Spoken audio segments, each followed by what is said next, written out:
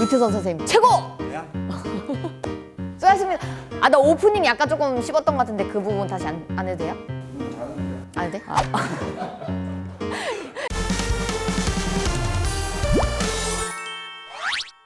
그러면 이 간암의 경우 진행 과정은 어떻게 될까요?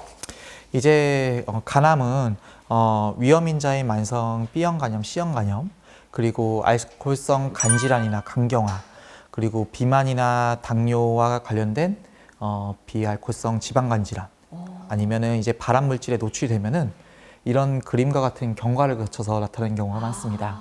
처음에는 이제 급성으로 뭐 B형 간염, C형 같은 간염을 그 바이러스 간염을 예를 들었는데 급성 간염으로 시작을 해서 만성 간염, 그 다음에 강유경변, 간암으로 이런 과정을 거치는 경우가 많이 있는데, 하지만 이런 위험 요소가 노출됐다고 해서 모두가 이런 과정을 거치는 것은 아니고 네. 오랜 세월 동안 이제 유전자나 세포에 변이를 일으켜서 이런 과정을 무시하고 생기는 경우도 있습니다. 무시하고 바로 간암으로 생기는 경우도 있는 건가요? 네, 그런 경우도 있습니다. 어, 이제 혹시나 이제 간암으로 이제 진단이 된다면은 이제 이런 그림과 같이 크기와 개수, 혈관과 임파선 및 간 외에 다른 장기의 침범이 있을 때 1기에서 4기까지도 나타날 수 있습니다. 아, 이게 4기가 더 안 좋은 건가요? 네, 4기는 말기라고 보통 표현을 하죠. 네.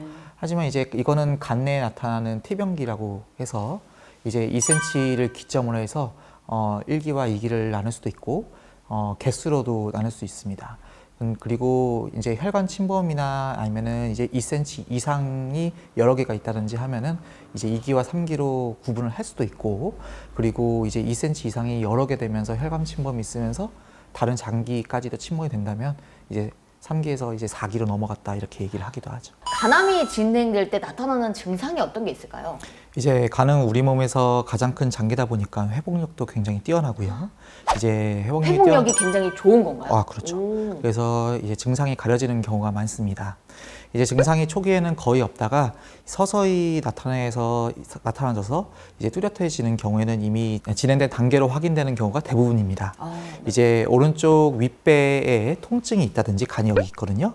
아니면 이제 덩어리가 만져진다든지. 아, 이 윗배 쪽에 덩어리가 만져지는 그렇죠. 경우가 있습니까? 네네네. 그리고 복부 팽만감이나 체중 감소, 뭐 피로, 소화불량 같은 이제 그런 비특징적인 증상들이 있을 수도 있고, 그리고 이제 암이 있을 때 간경변이 같이 있는 경우에는 황달이나 복수가 같이 있는 경우도 있습니다. 하지만 이제 증상 없이 그냥 건강검진을 받다가 우연하게 발견되시는 경우도 많이 있습니다.